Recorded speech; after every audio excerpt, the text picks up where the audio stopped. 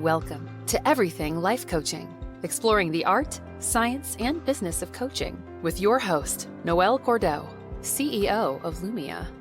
Each week, we dive into cutting-edge coaching trends, interview industry experts, and provide practical insights to help you thrive on your coaching journey. Get ready to expand your coaching toolkit and transform lives, including your own. Hello, everyone, and welcome to Everything Life Coaching. I'm Noelle. I'm one of the founders of Lumia Coaching. I'm your host today. And with me, I have one of our students currently in our signature program. Carly, we cracked this idea at the retreat this year. It is so wonderful to be with you today. How are you doing? I'm doing great. I'm so excited to do this podcast. It's awesome to be here and just to connect with you again. So I'm super excited to jump in. Yeah, this is like making my day to have a community edition of our time together. So I wanted to share a little bit about how the idea for today came about. And then we can get into who you are in the world and what folks need to know to set us up for our time today. So we had our Lumia retreat in Philadelphia this year, and one of the things that we were talking about was how people find their niche, how people find their voice. And in real time, all of us gathered, watched you kind of come to this aha moment, and you stood up and said who you were and who you wanted to work with. And it was crystal clear and it was really inspiring. And at that point, I said, do you want to come on the podcast and talk about this idea and the process of like coming into your own as who you want to be as a coach? So that was how this all came to be. And I want to pass the ball over to you to tell us a little bit about who you are. Yeah, thanks for that intro and for reminding me of that moment at the retreat, because that was really such a special moment. And just a little bit about my background. So I'm a 25-year employee of the defense industry. I'm in engineering.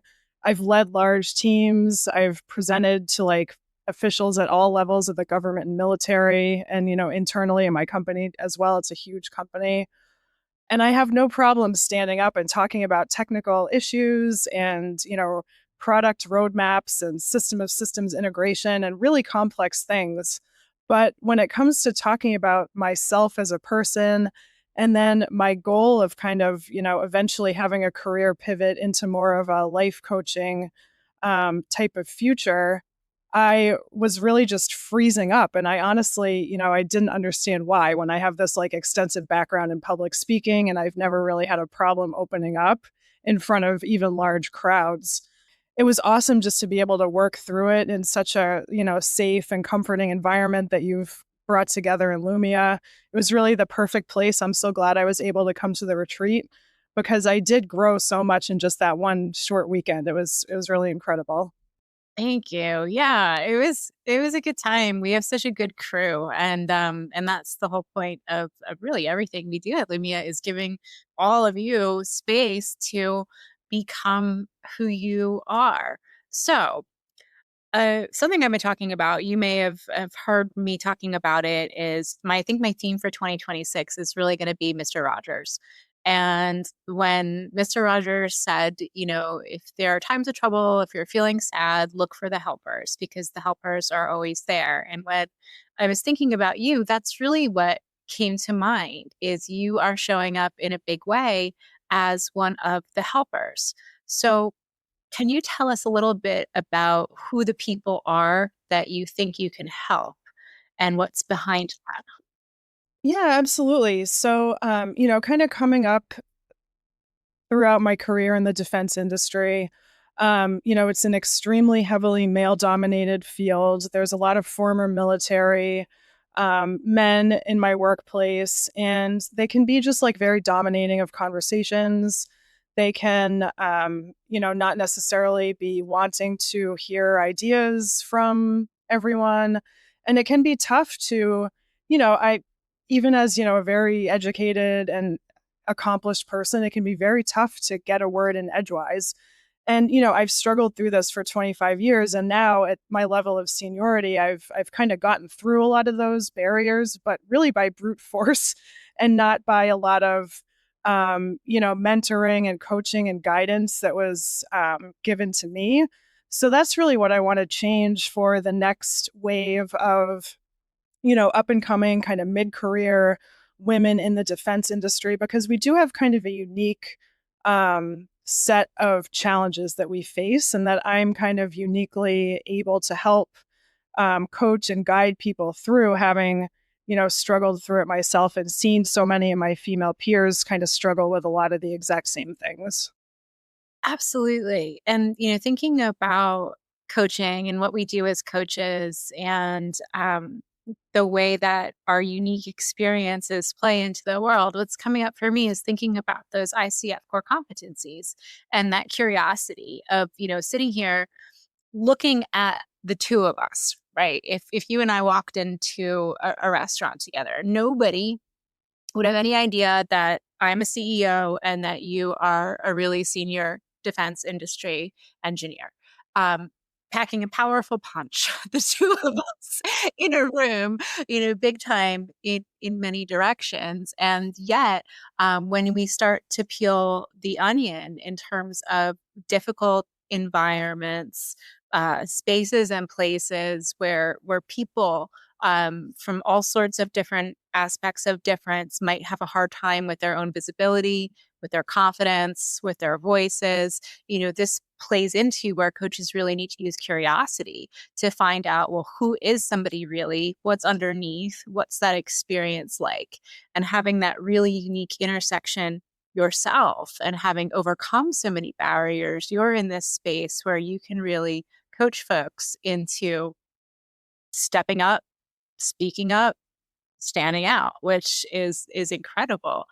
Um, so when you think about the folks that are going to be your future clients in this space, what part of your own story really jumps out for you? What were some moments that you either had to speak up, step up, or stand out for yourself, and what did it feel like inside? I think a lot of it, a lot of what's coming up has to do with the fact that like we keep secrets for a living. And so it takes like a certain type of person to sign up for that in the first place. Often we spend 8 or 9 hours a day in a dark room with no windows, with no electronics. We have computers in there, but not connected to the outside world, no cell phones.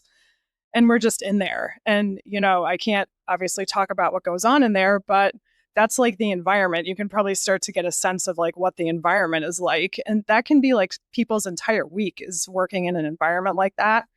And so when you think about the mentality of the type of younger woman that has signed up for this job and really believes in the mission and the purpose and wants to do a great job, but like you're getting at, inside we're all just human and we need that connection.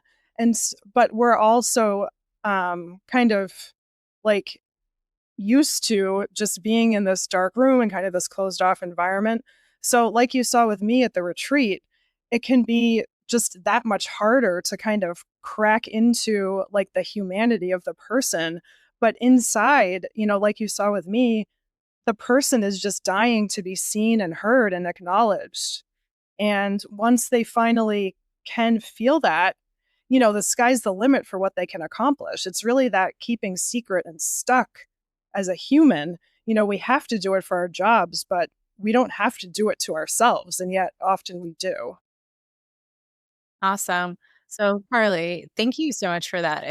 I think the metaphor of working and living in a space where you're supposed to keep secrets is so strong in terms of how people might internalize that role of like, I have to keep myself quiet. I have to keep, myself secret. Um, at what point did you gain awareness, or did you see someone else, or did you, think to yourself like, this doesn't need to be me, this doesn't need to be the way that I show up? Yeah, I think it's all just still happening, because the environment, it's still extremely male dominated. There's still kind of a lack of, um, you know, I guess I don't want to say a lack of like good female role models, because there are some now that, but certainly coming up in the company in my 20s and 30s, I really struggled for a lack of like good women mentors in high profile leadership roles. And so honestly, like a lot of this transformation is still kind of happening for me, to be able to show up like with my actual personality, like in meetings and stuff, and not just to speak up with my good ideas and trust that they'll be heard and acted upon, but to really show up as like my full self and not be so self-censoring. And what I found has happened is that, it is okay to speak up, even if it's imperfect, and that's how you build the credibility. It's not by like waiting until things are perfectly polished. One, because the moment may pass, and it often does. But then because, nobody wants like a perfect polished answer all the time, even though they may seem like they do. They want the real answer and the truth. And often that's what comes out when you're just kind of being your real self with all your real experience and just kind of showing up and doing the thing without overthinking it so much. I don't think this is a coincidence that this is coming up for you while you're in the signature program, because this sounds a heck of a lot like what we train in coach training, is that you don't have to be perfect all the time. There is no such thing as a perfect question.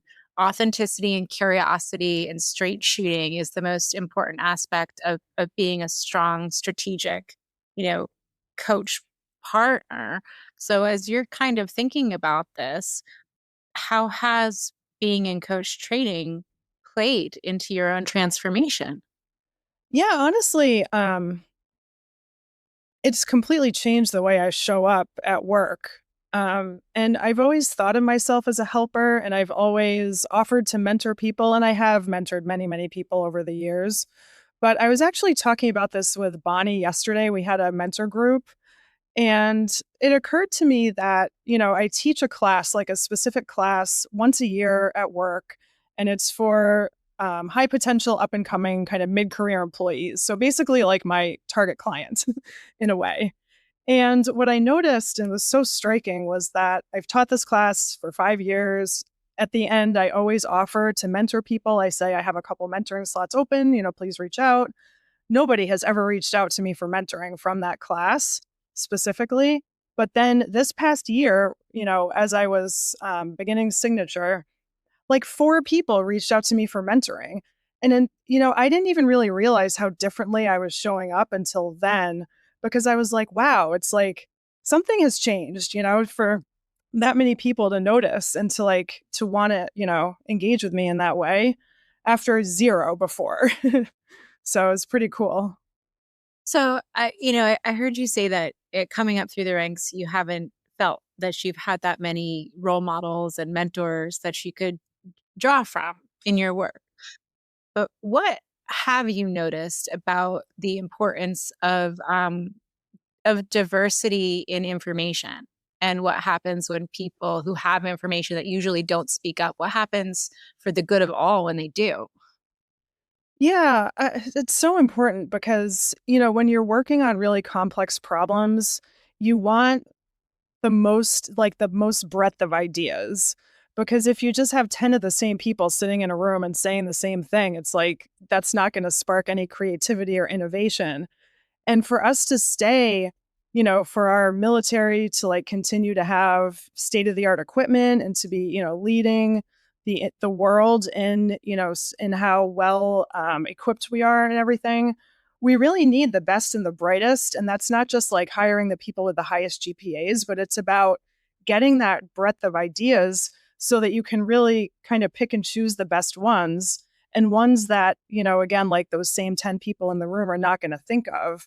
But once you start allowing people to come in, oh, and then if you have 10 very different people, but 5 of them don't have a voice because they feel like, they're not going to be heard or they don't feel comfortable speaking up, then you only have 5 of this, it's even worse. So it's just so important for everyone to come with their, full ideas and to feel comfortable speaking them and having them, be part of the discussion. Yeah. So, I mean, this is a really interesting point. And I think this is really at the crux of why this is such a coachable topic for individuals who are in that room. So what you shared has long been validated in all of, entrepreneurial literature, the best and the brightest, Harvard Business Review, management literature, that, diversity, period, diversity of ideas is the ingredient that leads to innovation. We know this. What has long been held is that it's up to the organization or the manager or the leader to create spaces in which everyone's voice can rise and flourish. Now, you and I both know that that's not really happening in many, many, many spaces and places, and that the onus does actually fall on the shoulders of individuals to figure out how to step up, stand out, speak up, and even if your idea is not adopted, have the both the humility and the courage to say, "Well, I got it over the line." Mirror that back to you, what does that feel like for you to have that reality just kind of put out there? Yeah, it feels like, understanding. It feels good to kind of have it validated as, because sometimes I do get caught in my own head about like, oh, this industry is so unique, but and it is in some ways, but I think it has a lot of like very broad applicability to, other industries. There's a lot of like very heavily male dominated industries where similar challenges, I'm sure, occur.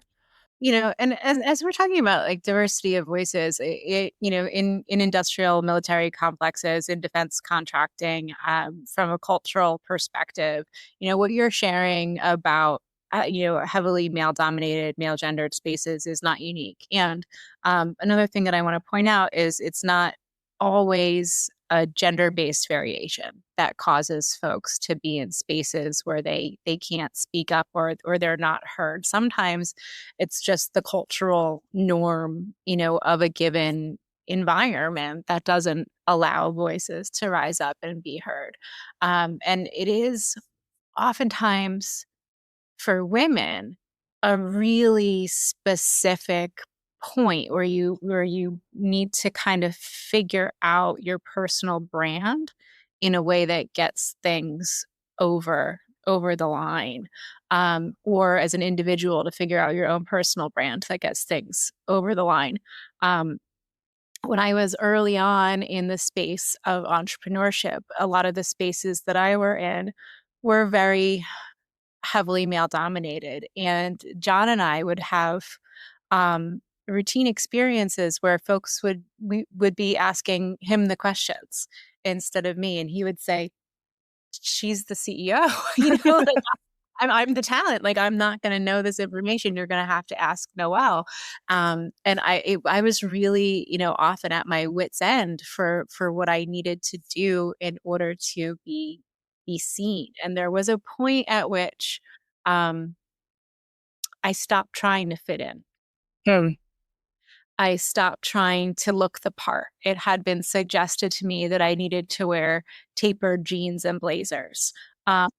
One person who is a mentor even went so far as to suggest that I slam binders on the table in different pitch meetings that I would be in so that I would at least be remembered as binder girl. And I was like, man, like this isn't working for me.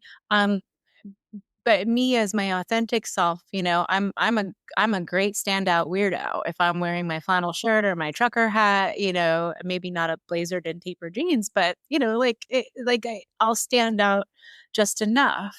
Um, what what are some ways that you think folks can kind of cultivate their secret sauce, and what has started happening for you as you've started being your authentic self in spaces?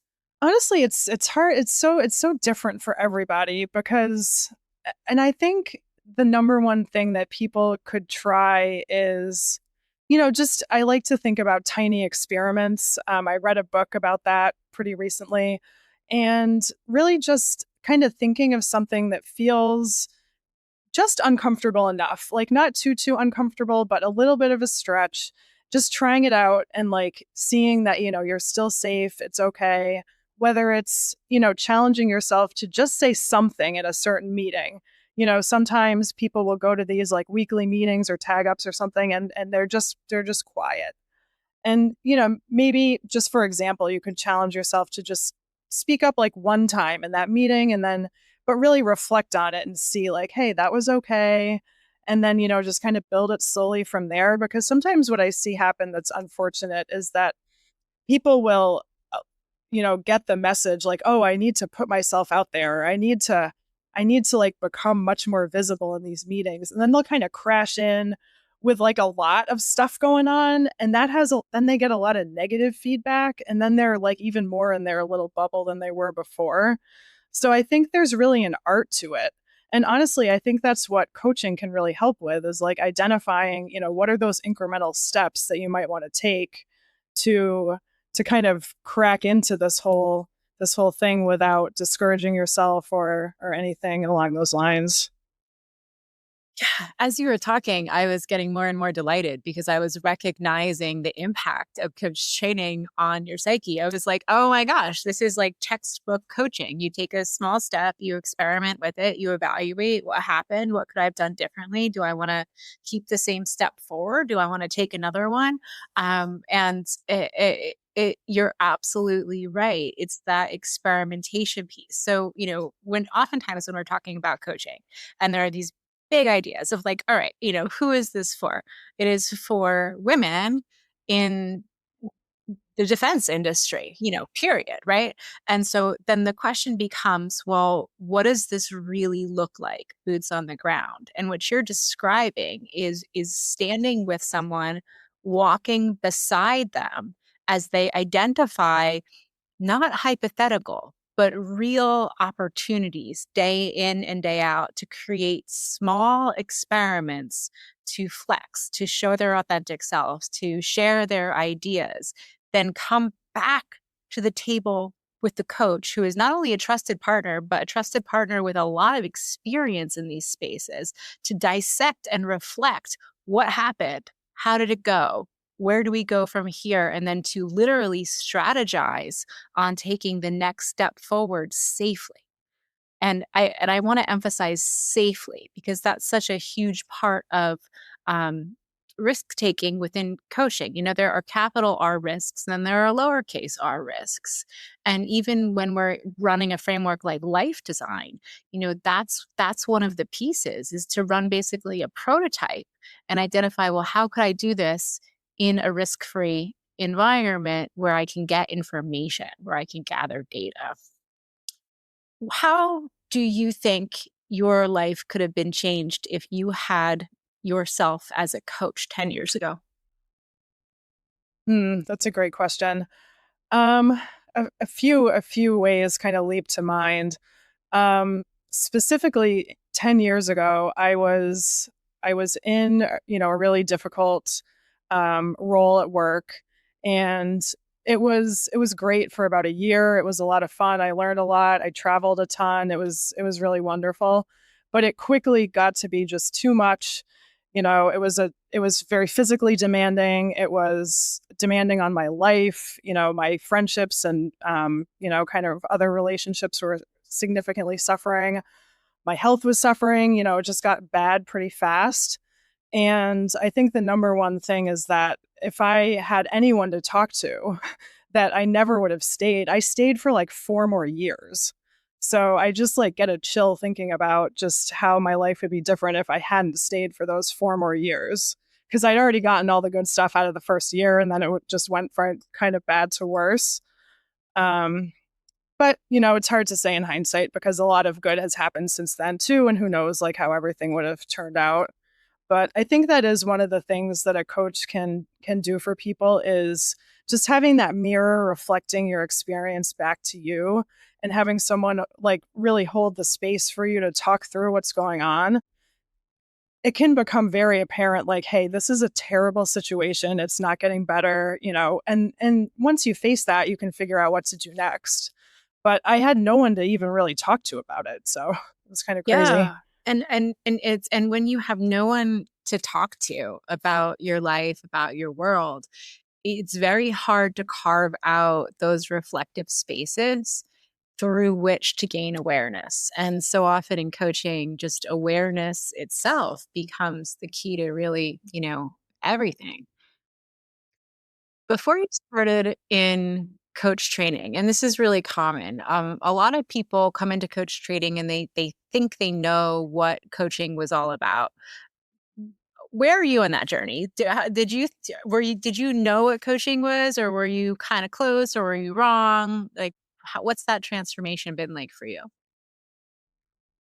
So I came into coach training because I had been working with a wellness coach for about 2 years before, and my my work with her really transformed my life in many ways. Just learning better ways to take care of myself, learning better ways to cope with all the stress I was under, just learning that taking care of myself is important. I never even really thought about that before, but working with her just really changed my life, and it got me thinking like, oh, I want to be able to do this for other people. And so that's kind of what led me to coaching and led me to Lumia. But even with all that being said, and even with how wonderful she is, her program is, I would call it really a mix of coaching and probably consulting, I guess, she gives a lot of information, she gives a lot of guidance. So it's not just coaching, although it does have an aspect of coaching. But coming in and learning how to do like just the coaching, I really had no idea. I didn't know about the frameworks. I thought I was a great listener, but man, I had so much to learn about listening, which has really changed how I interact with people kind of across the board. So it's been really awesome to learn so much in such a short time. Yeah, and it's amazing how listening, speaking, cultivating trust, developing your personal brand really all kind of blend together and go hand in hand to like form a really dynamic skill set. So what I'm hearing from you is that since coming into coach training, you've blossomed professionally in a way you didn't know was possible. You're garnering more trust and safety at work where people are now coming to you for mentoring. And you have found this really powerful niche where you actually see from a hardcore strategic perspective how you can help people develop small experiments to lead them towards using their voice in highly technical, highly sensitive situations where literally for the good and safety of all, many ideas need to be expressed and expressed well. That's absolutely incredible. Hats off to you, Carly. Like, seriously. Oh, thank you. It's nice to Uh, hear. yes. So if okay. So now let's multiply you by like 100. If every woman in the defense industry was able to work with you as a coach on this particular set of strategic issues, how do you think that people's lives and organizations would be changed? Honestly, I would like to think that the entire culture would shift in a pretty profound way, where we would have representation up at the highest levels of leadership. And, it wouldn't just be like, oh, I can speak up in meetings, I can have my voice be heard. It would be so much more than that. It would be like my voice is that leaders are asking for, my opinion and, the opinions of all these up and coming women that have really great ideas. They were hired for a reason. They're part of the team.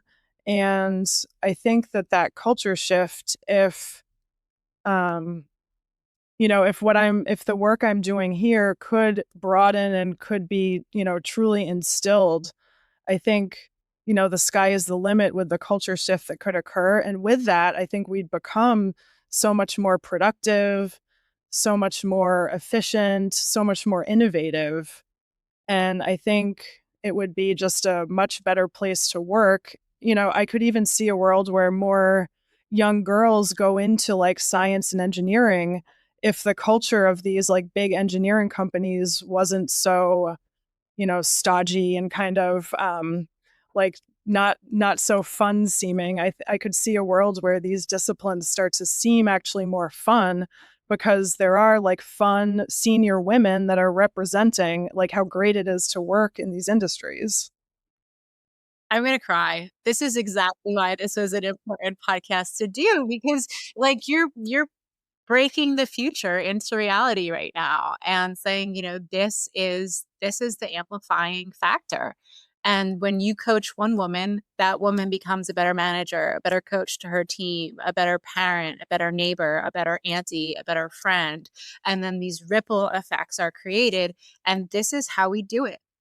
This is how we change the world, one life at a time, one voice at a time. And you've already begun.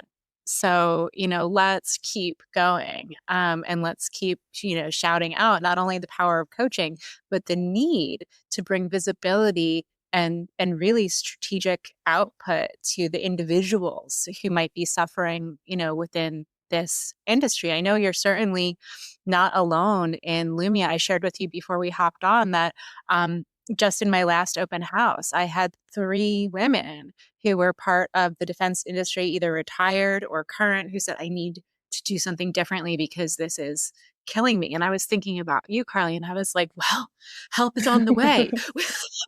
Yeah. we have someone who knows how to do this. This is awesome. So if we're if we're saying, okay, thinking about the women who might be listening to this podcast and saying, that's me.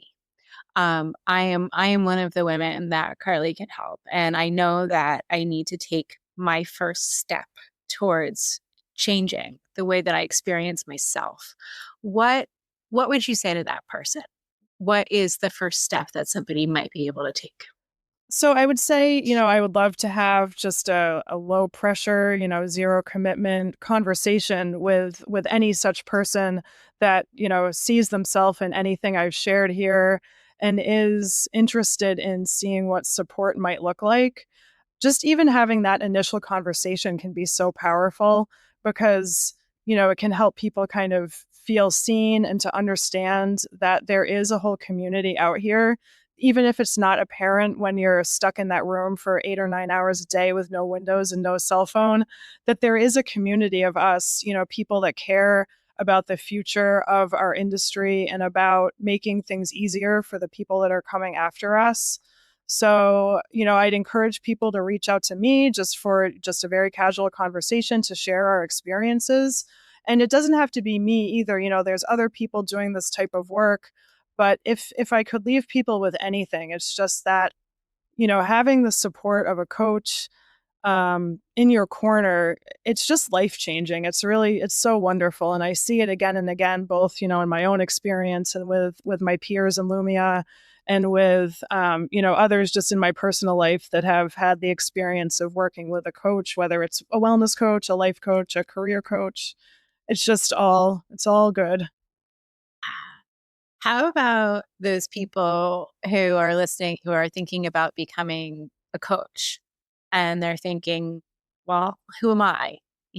Who am I to step up and do this work? I think I'd be good at it. I love people. I want to help them, but I don't know about myself. What would you say to those folks?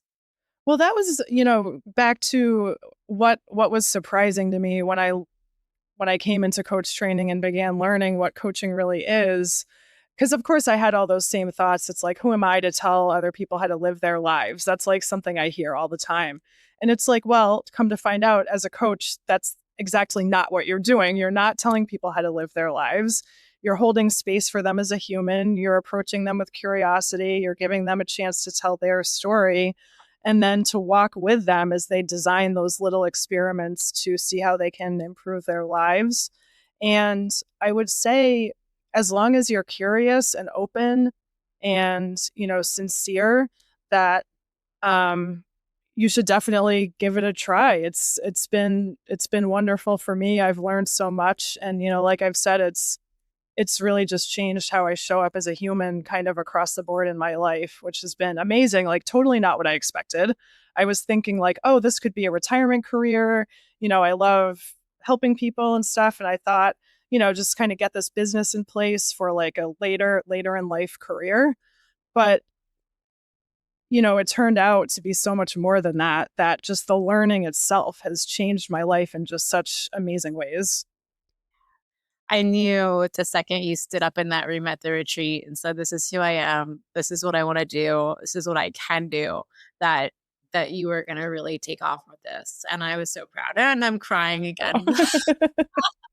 But it's like getting to watch the transformation happen for folks in real time. Like, you can't make it up. And it's so powerful when it happens. So thank you for honestly having the bravery to come talk to me today and to demonstrate your own transformation in real time. It's been really incredible to witness you and to see how powerful you are, and to just have so much faith in the work that you're doing and will continue to do. So I'm so appreciative. Well, thank you so much for giving me the opportunity. And it's just what's so wonderful to connect with you. You've built something so special in Lumia, and I'm just thankful to be a part of it. So thanks again. You bet. Well, we'll check in as time goes on, and we'll get like part 2 to your story so that everybody can keep tabs. Awesome. Sounds great. Awesome. I'll see you later. Thanks for listening to Everything Life Coaching. If today's episode has inspired you to take the next step in your coaching journey, I invite you to explore what Lumia Coach Training has to offer. Our comprehensive coach training program can help you turn your passion and gifts for helping others into a thriving career. Ready to learn more? Book a no-obligation call with our admissions team today. Just visit lumiacoaching.com/everything and click on the Book a Call button. We'd love to hear your story and show you how Lumia can support your coaching goals. And if you're waiting for a sign to take the next step, this is it.